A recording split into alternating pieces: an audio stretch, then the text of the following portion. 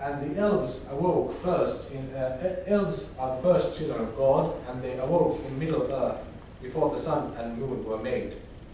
The Valar found them and invited them to their land, Valinor.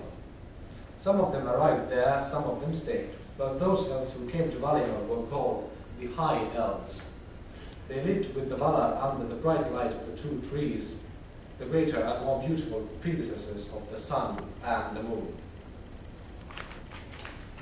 The Silmarils, the jewels, contained the light of these two trees. Then the Silmarils were made by the most skilled craftsman and most learned scholar of the elves, Fëanor. But Melkor deceived the Valar and the elves and destroyed the two trees. Fëanor refused to give the light from the Silmarils to the Valar, so that they might make new light as bright as the two trees. And the two trees are sort of similar to the trees in the Garden of Eden. So this is a myth about the fall. But Melkor managed to steal the Silmarils, and Fëanor vowed to take the jewels back and avenge Melkor. Most of the High Elves followed with Fëanor back to Middle-earth, and this was the fall of the elves due to their pride and greed, the desire for the jewels above anything.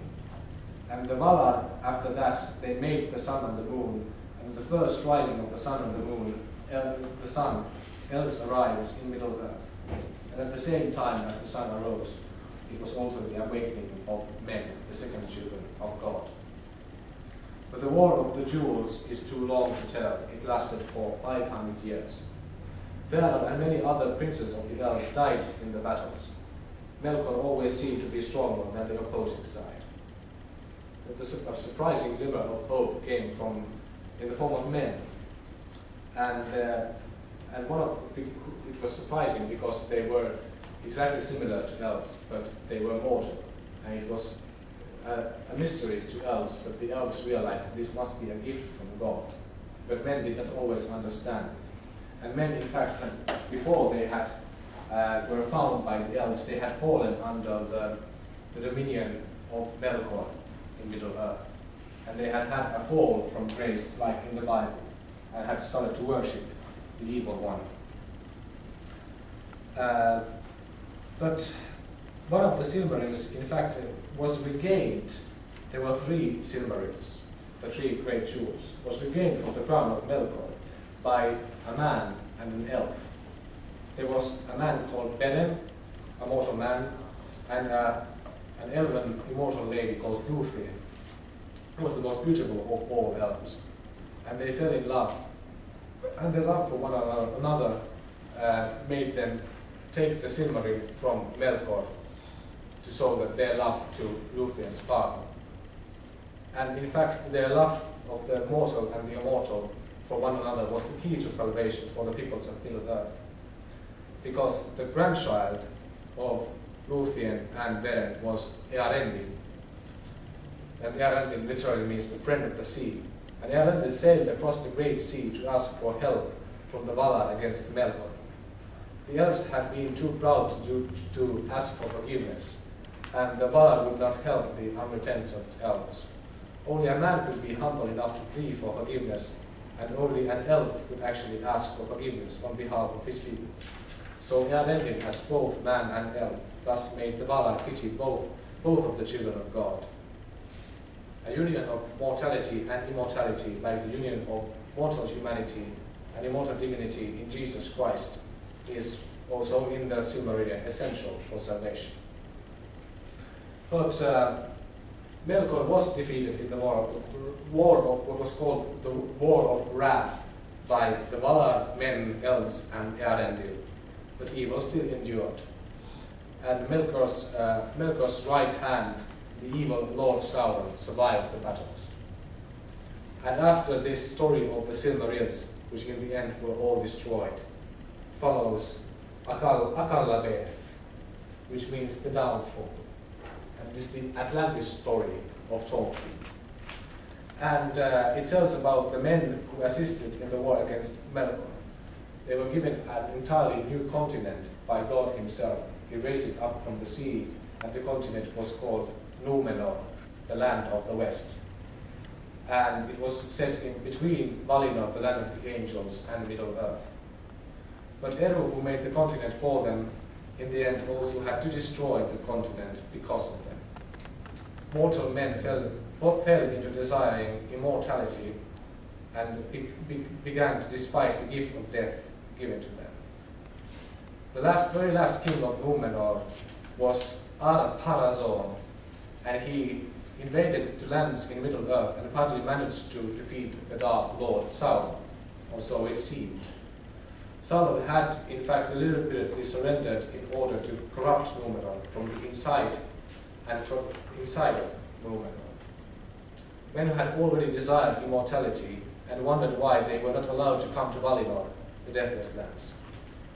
Sauron used this desire to wake up the pride of Ar-Pharazôn and eventually most of Númenor against the Valar. And there was even a rebellion against God himself, who had not granted them mortality like the elves. And Sauron also said this, because Sauron, people even started to doubt that what if Eru, God, didn't even exist? What if he was just a lie invented by the Valar to keep immortality from men? So Ar-Pharazôn takes the navy of Númenor to stand against Valinor and somehow get immortality from the Valar and the elves. But this is not possible, since it is in the very nature of men to die. Because Sauron had taken over the actual ruling of Númenor and started a cult of Melkor there, Eru had to destroy the continent in order that Sauron would have not control over the entire world. But like in the story of Noah and the flood, the navy of everybody was destroyed in the continent of Númenor, and Ar-Pharazôn's navy was destroyed. And it was like a deluge, like in the story of Noah. But some, like in the story of Noah, also some survived and founded new kingdoms. And Eru, who had been worshipped by name in Númenor, was only remembered in silent prayer after the fall of their home. And he was only remembered by those who had remained faithful and survived. So in these stories of the Silmarillion, which includes also this downfall of Númenor, are followed by the Lord of the Rings, which is the final work. And in the Lord of the Rings, there is a ceremony at one point where men led by Faramir face towards the west in silence, and the hobbit Frodo wonders what is going on, and the Prince Faramir explains that they are looking towards the west, towards Númenor, that once was their lost home, and towards Valinor, that still is in the west, and towards that which is always beyond. So it is an inexplicit prayer directed towards God. And so the Silmarillion concludes after the Akallabeth with a summary of the events of the Third Age of Middle-earth, including the Hobbit and the Lord of the Rings.